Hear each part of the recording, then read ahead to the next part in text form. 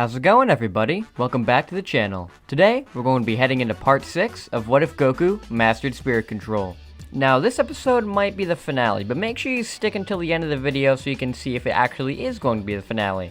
I really hope you guys enjoyed this part. And before we get into it, I just want to give a shout out to all of my amazing patrons who keep this channel going. We have Dreadpool, Patrick Sandlin, Mr. Darkness, Zero Finessin, John Lister, Jared, Robert Gregory, Andy, and Crazed PlayStation CK. Thank you all so much. If you want to join all these guys and get some great perks, make sure to join the official Damon What If Patreon page by visiting this link in the description down below. Thank you all so much. Anyways, let's get back into this What If. Trunkten is born, with their sheer power blowing everybody back. As for most of them there, this is the first time that they have ever seen a fusion. Trunkten is obviously much more powerful than Gotenks would be, since Potara is much stronger than a dance, but I'm pretty sure they have the exact same personality. Maybe Trunkten would be slightly more serious, but that's pretty much it for differences. They have amazing power, of course, since they are a fusion, and are now one of the strongest on the team, being on the level of our Gohan, and maybe even a little bit above him. When the group arrives at the tournament arena, nobody notices that they are a fusion luckily, as they make sure not to talk right away and reveal their double voice.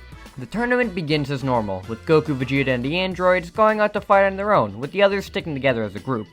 Since Frieza isn't around to manipulate FighterZ and knocking out the humans, he would go on his own path, and just fight off the fodder fighters. Gohan, Trunkten, and Piccolo would all deal with Universe 9, and with Trunkten having very similar abilities to Gotenks, he can conjure up his Super Ghost Kamikaze attack to blindside the fighters, which allows Gohan and Piccolo to both fire a Masenko at them, pushing them out of the ring. The only Universe 9 fighters left would be the trio of Dangers, and with Gohan, Trunkten, and Piccolo fighting against all three of them, they don't stand any chance at all, and they're all knocked out, making Universe 9 the first one to be erased.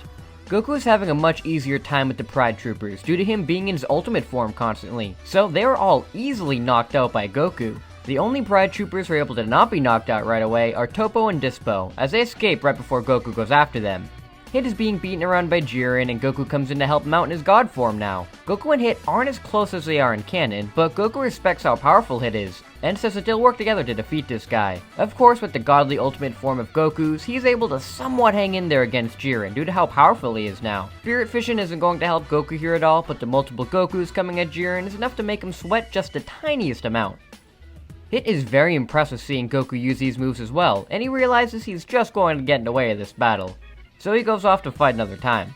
Jiren unleashes power a little bit more though, and is able to send the clones flying away. Goku continues battling out with Jiren, and is able to hang in there a lot by himself. While this is going on, Vegeta fights it out with Kaba, Caulifla, and Kale, as he really wanted to fight against these Saiyans, but as he suspected, none of them know Super Saiyan. So they bore him pretty fast, and he keeps calling them a sorry excuse for a Saiyan, which is enough to get Kale to burst out in rage.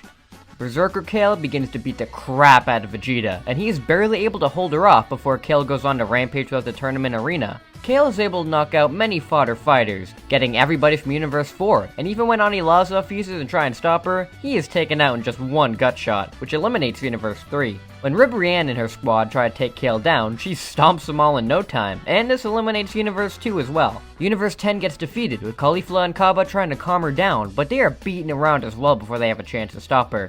With all these universes being erased and Toppo and Dispo trying their best to stop Kale, and failing, Jiren has had enough, and goes over to blast Kale out of the ring in one shot. Goku is absolutely stunned on seeing this. Kale took out pretty much everybody so easily, and Jiren is able to take her out in only one blow? Yeah, there's no way he's going to be able to beat Jiren on his own. He needs more and more power. Goku goes up to the top of the ring and begins to gather energy for the Spirit Bomb. This Spirit Bomb is much more powerful than the one he made in canon, as Goku uses both the energy to create the bomb and Spirit Fission to take energy from the remaining fighters as well. Once the Spirit Bomb is complete, it is thrown at Jiren, with him not being able to stop with his eyes this time. Except, he only has to use one hand. The Spirit Bomb goes flying back at Goku, with him trying to use Spirit Fission to pull apart the Spirit Bomb before it hits him. But it's too late, and he falls into the Spirit Bomb as it detonates. But, as we all know, this unlocks Goku's Ultra Instinct. This Ultra Instinct Goku is a pure monster. He managed to unlock this form with him already being insanely powerful, already almost on the level of its mastered variant.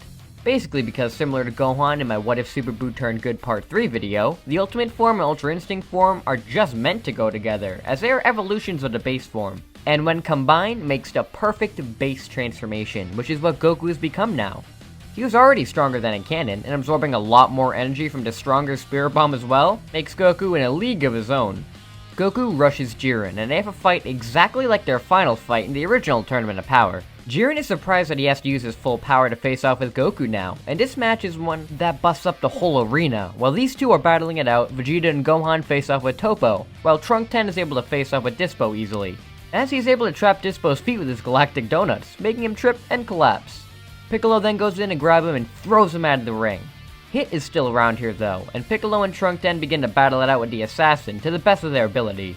With all of these intense battles going on at once, the arena is beginning to crumble around everybody. For Vegeta, he is more than enough for Toppo, and since Toppo wasn't mocked by Frieza enough to get him to go in his God Destruction form, he's blasted out of the arena by the two Saiyans quickly enough.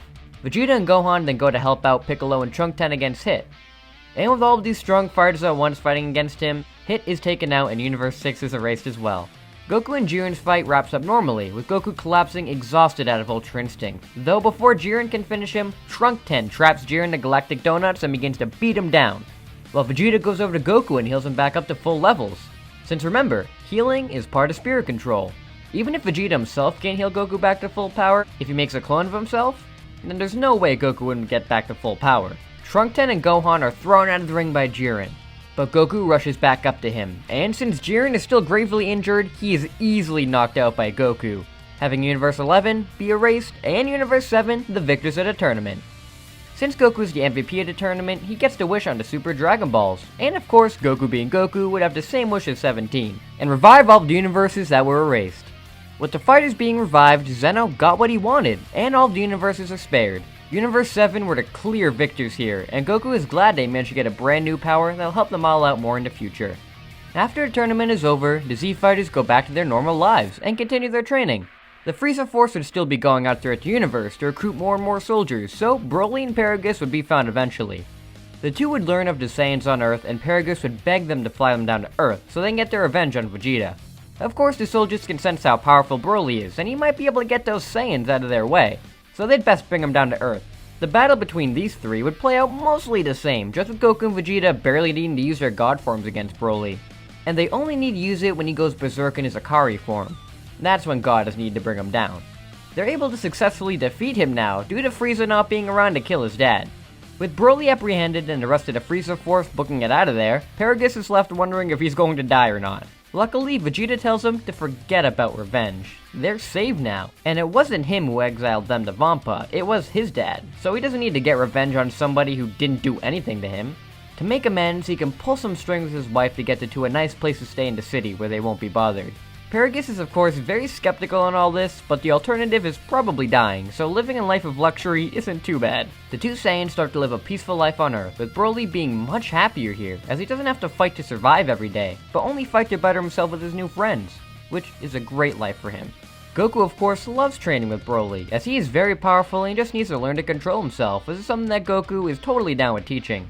When it comes to the events of Moro, that would end very badly for him, as when Goku and Vegeta make their way to Namek and face him, they can just use Force Spirit Fission right off the bat when he tries to take their energy, which is detrimental to Moro's success.